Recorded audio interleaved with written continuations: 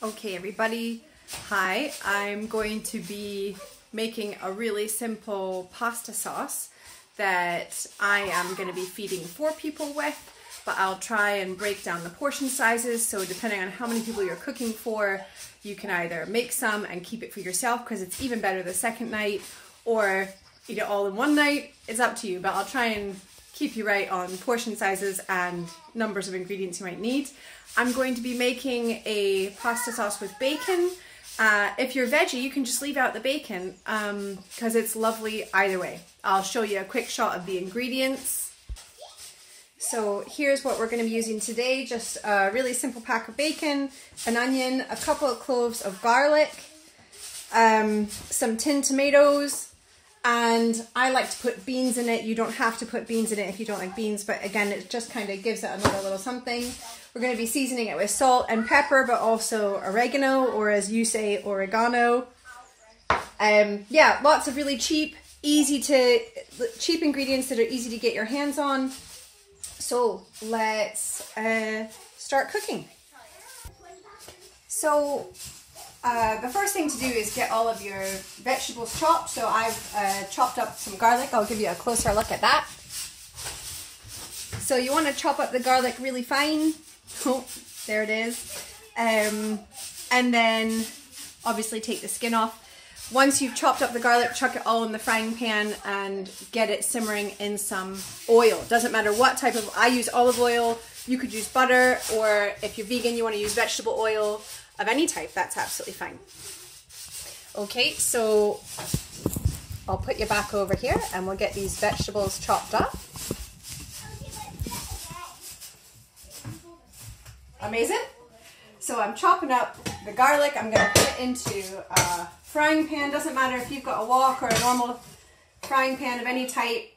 It's all good. You want it on quite a low heat. I'm just going to chop up this garlic really quickly.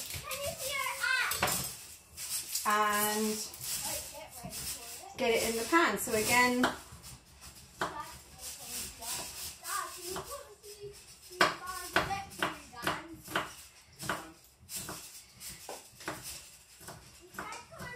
and then in the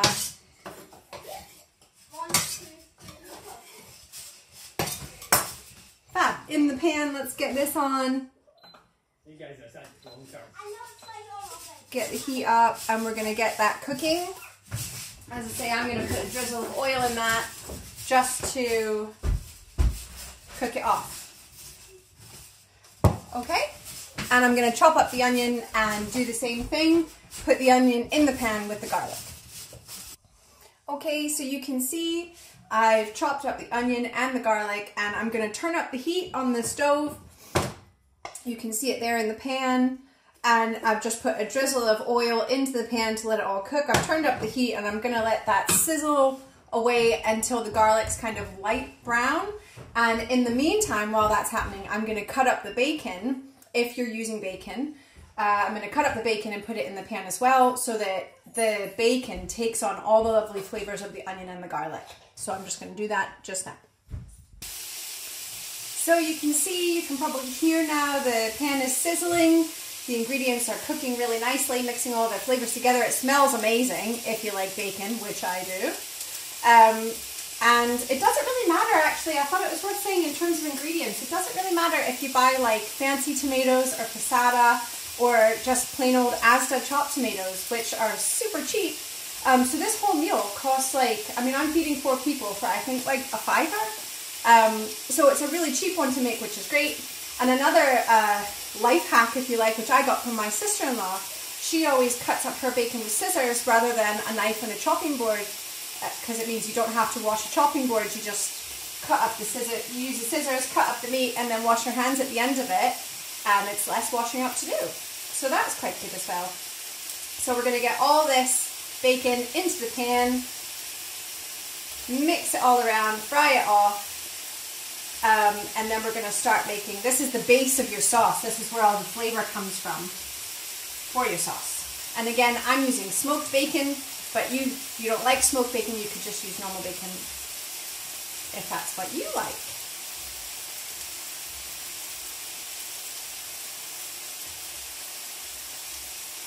And then once all the bacon is in the pan and you've washed your hands, you can start seasoning this mix here, and that will just add the flavors into your sauce, but we'll come to that as soon as I've washed my hands.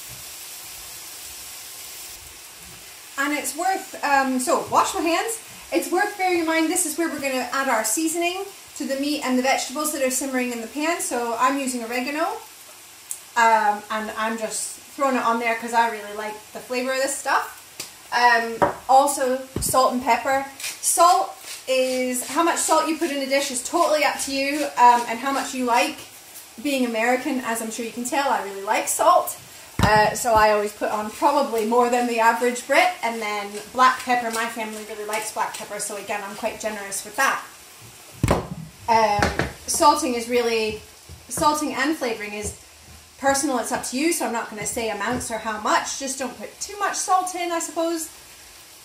Ironic for me to say that, because the bacon is quite salty. So, but you're going to just let the heat get really high till your bacon is looking a little bit crispy, and your onion and your garlic should be that light golden brown color that I was talking about.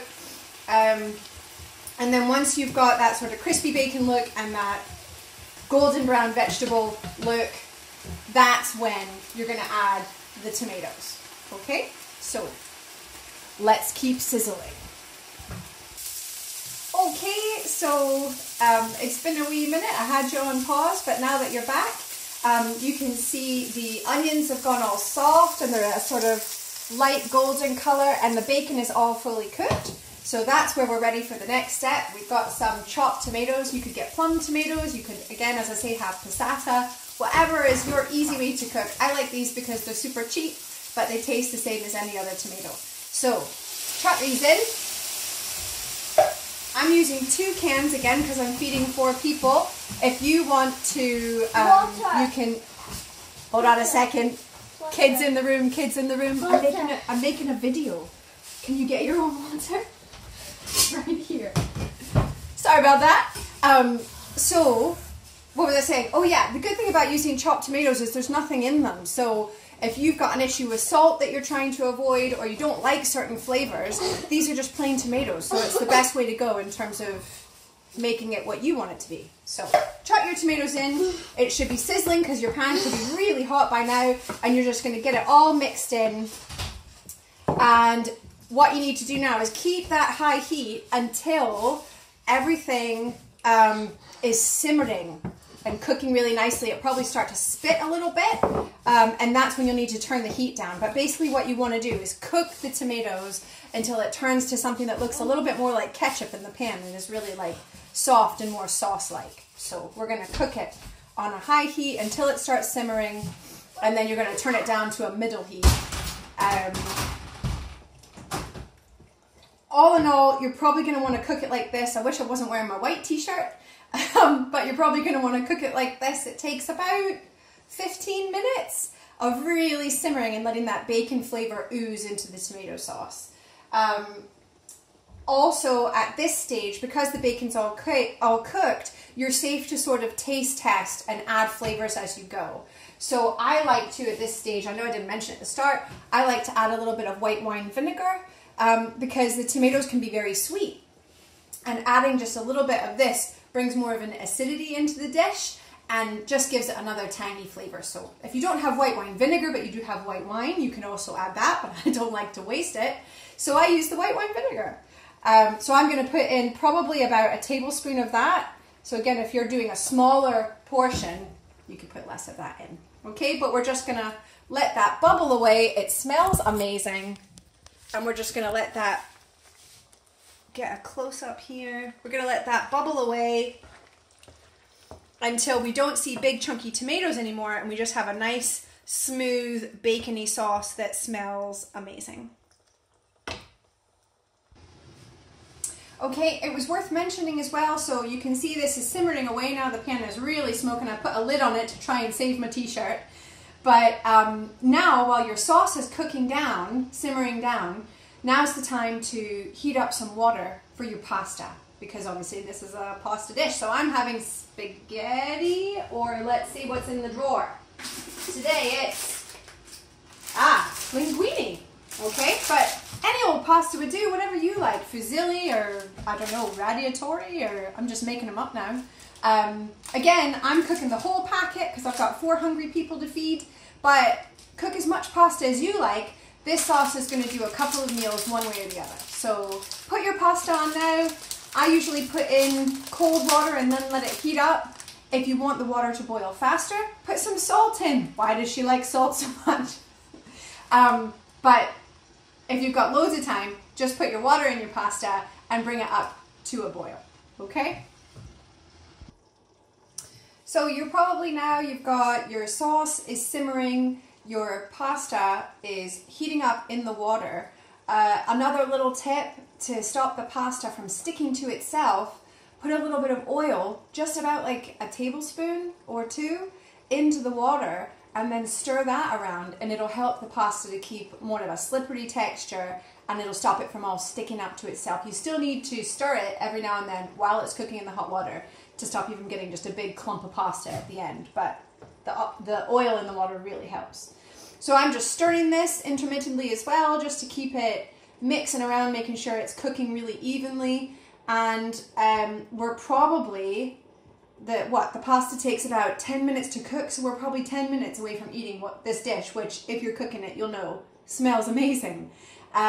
It's also at this stage, I'm going to put the beans in. I'm using cannellini beans in this. It just is another kind of way to bulk it up, get you one of your 5 a day, and it adds another texture to the dish, which makes it more interesting to eat. So again, if you don't like beans, don't worry about it. It doesn't take away from the flavor at all. But I just like it, so I'm going to add the beans. And then just stir them in if you're using them as well. Don't forget, I pre-drained mine before I turned on the video. Don't chuck your bean water in because that would be gross. So drain your beans in the sink and then give them a rinse, drain them again, chuck them into the pot. And then you're just stirring them around. And yeah, I think we're talking, turn the heat up a little bit just to cook the beans, warm them up. But this is looking really good. Have a taste. See if you like what you're tasting. If you don't, add some other flavors, other seasonings that you like. But that is just right for me. That tastes amazing. I am cooking for small people, so I am keeping the seasonings quite safe and neutral with this dish. But if you like spicy food, this sauce is amazing if you add some chili powder or chili peppers, depending on what you have in the house. If you've got chili flakes, I like to eat this dish really spicy. So what I do is I cook this basic sauce and plate up for the kids, and then I put the chili peppers on top once I'm putting mine in my own dish. So that option's there for you as well. If you like spicy food, this dish is amazing with chili in it. So that's another little option. But we're looking really good. I'm just going to turn up the heat to get these beans warmed up and just try to get a little bit more reduction. The sauce is still a little bit wet, so we're going to try and just see if we can get it to reduce a little bit more by cooking it on a higher heat while the pasta is cooking through. Don't forget to stir your pasta. It's so disappointing when it's all stuck to itself. I'm sure we've all been there. So let's take a break to stir our pasta. Okay, I've stirred the pasta and things are really heating up. You can see there's a lot of smoke coming out. That's just steam from the pasta. We're not burning our sauce. I would turn on the hood, but then you wouldn't be able to hear me for the video, so we're just dealing with the steam. I'm sure it's good for our skin. Just please refer to whatever pasta you're cooking. Just refer to the cooking instructions and guidance on the packet itself, because it'll differ depending on the thickness of the pasta that you're using. Because I'm using linguine, it's probably about 7 minutes. I remember when I was wee, there used to be this thing about you could take a strand of pasta, if you thought it was cooked, you could take it out the pot, throw it against the wall, and if it stuck, that meant it was ready. And we drove my mum crazy. She would come into the kitchen and there'd be all these bits of pasta stuck to the wall. And she'd be pulling her hair out going, what are we going to eat? It's all stuck to the wall. So if that's not your style of figuring out whether the pasta's done, you can just pick a single strand out the pot, have a bite of it, and if it's still a little bit firm in the middle, that's what you're looking for. You don't want to overcook your pasta because that's really disappointing. But if you can, I always get my pasta to this stage where it looks really good. It's got like 2 minutes left, and then I go and do something else, forget about my cooking, and then I come back and it's always overcooked. So I'm trying, because I'm making this video, to be diligent, staying with the pot. I'm stirring the pasta. It was a big claggy mess when I paused the video, and I've come back. I've stirred it really well, so now it's all nice individual strands. And if you just, I've got fingers that have been burned so much they don't feel that much, so I can just reach into the pot. I'm not recommending you do that. Fish a piece out, have a little bite. If it's still really, if it's got a little bit of a crunch to it, it's not ready. You want it to have a nice elasticity, but it's not going to break or snap when you pull it apart. So that, I'm chewing it, probably needs another 3 minutes. Will she forget? Will she walk away? Will she overcook her pasta? Only time will tell. Okay, here we are, back watching on Pasta Watch. Is it overcooked? I did go away and wash the lid of my sauce, and now I'm like, what will it be like? Have I overcooked the pasta again? Let's find out. Oh, it's hot. I think it needs drained straight away. How's yours? Probably better than mine. So, to drain your pasta, you can use a colander if you have one. If you don't, I just put the lid on the pot, and with a cloth like so, I just drain it into the sink. So I'll show you what I mean. Be careful, please don't burn yourself if you're going to try this and you've never done it before, but lid on the pot, lift the pot into the sink. It's just because I hate doing dishes. I feel like because we're in lockdown, I'm doing dishes like 3 times a day and I can't be bothered. So anytime I can save a dish, see how there's just a little crack, I'm going to pour off the excess water from the pot into the sink. Talk amongst yourselves.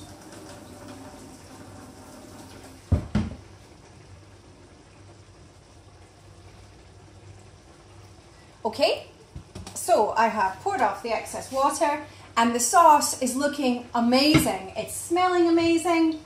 Hopefully yours is as well. I'll give you a little bit of a close-up. So now you can see the consistency looks a bit like ketchup. There's no chunky tomatoes anymore. It's just a beautiful, shiny, really tasty, probably too salty sauce. It's reduced, so it's not looking too wet anymore. There's going to be a little bit of moisture left on the pasta, so that'll loosen up the sauce if you've over-dried it, okay? Also at this stage, if you're eating straight away, what I would do is just plate up the pasta, whack the sauce on top in a bowl, and get it in your face.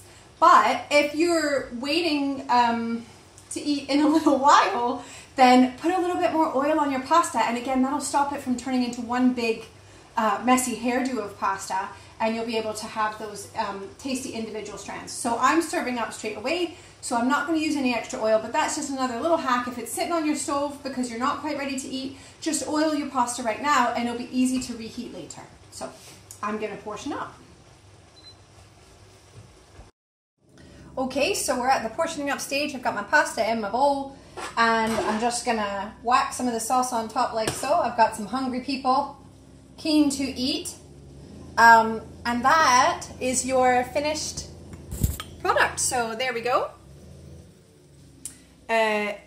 Hopefully you enjoy it as much as we will. I know it's one of our family favorites. So another just tiny little morsel. If this isn't tasty enough for you and you really like cheese, this dish is amazing with either cheddar cheese or Parmesan cheese grated on top. So if you want to treat yourself to some cheese, then now's the time. Grate it on top and serve it. Don't forget the chili. Again, I said if you like spicy stuff too. So I hope you enjoy your pasta and have a great rest of your day. See you later.